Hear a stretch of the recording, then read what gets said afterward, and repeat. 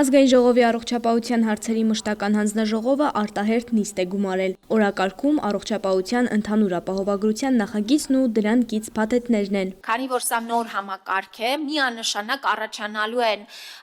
հարցեր, խնդիրներ, հավելյալ կարգավորման անհրաժեշտություններ եւ իրավակիրառ պրակտիկան մեզ թելադրելու է որոշակի օրենսդրական փոփոխություններ։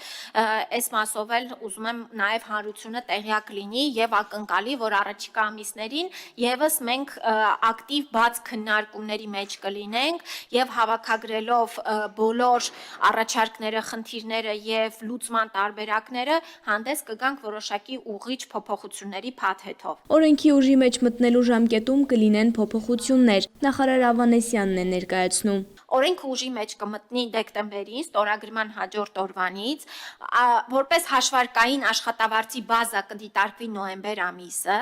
վճարման առաջին ամիսը կլինի հունվար ամիսը, հունվարի մինչև 20-ը, բայց մինչև հունվարի 20-ը հաշվարկը կիրականացվի դեկտեմբեր ամսվա հաշվարկի վրա, այսինքն պահումը այդ 300 դրամի կամ մյուս սանդղակների պահումները կիրականացվեն դեկտեմբեր ամսվա աշխատավարձից հունվար ամսվա ընթացքում։ Հայաստան խմբակցությունն առաջարկել էր 63 տարեկանից բարձր անձանց ընդգրկել ապահովագրական համակարգի շահառուների շրջանակում, սակայն առաջարկը մերժվել է։ Նախարարը նիստում անդրադարձավ մերժման պատճառներին։ 63-ից 65 տարեկան քաղաքացիների համար իհարկե սա մենք կքննարկենք հաջորդ տարվա բյուջետավորման շրջանակում, ինչպես ասեցի, սա կախված կլինի նաև այս տարվա մեր դիմելիության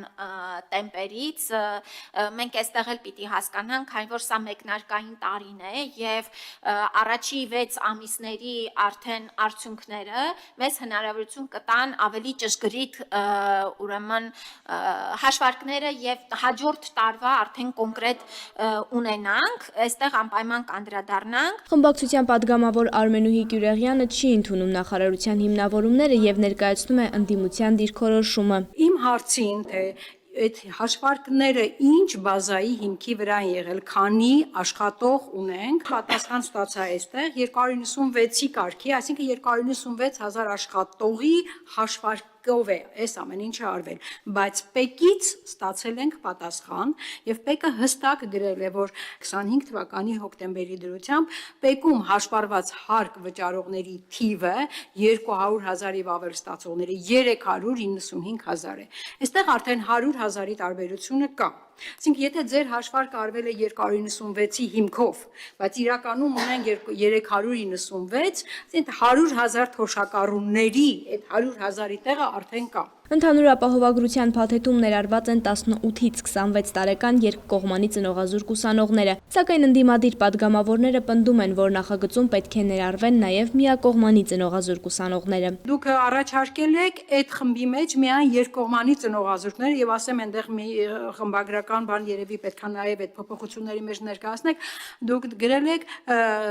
ձևակերպումը առանց ծնողական խնամքի մնացած մինչև 26 տարեկան արկա օրենքում այդ ձևակերպումը մինչև 23 տարեկան է, մենք չենք կարող մինչև 26 տարեկանը այդ տերմինաբանությունը օգտագործել մինչև 26-ի համար, ես դրա համար մեր առաջարկի մեջ գրել եմ, տեսեք,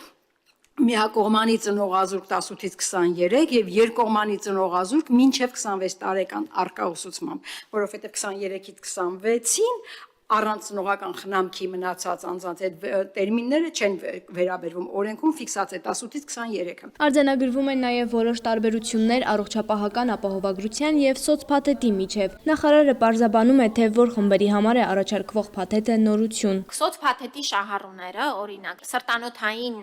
հիվանդությունների մասով,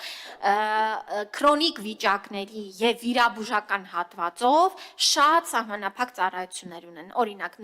նորից հիշեցնեմ, աբլացիա, ռիթմավար սարքեր, բաց վիրահատություններ,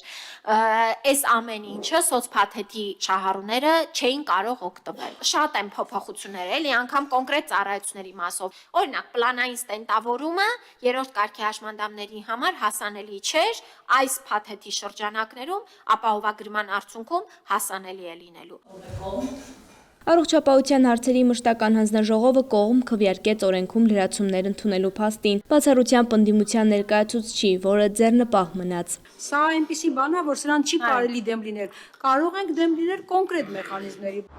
Շողեր Ղլիջյան, Արմալուր։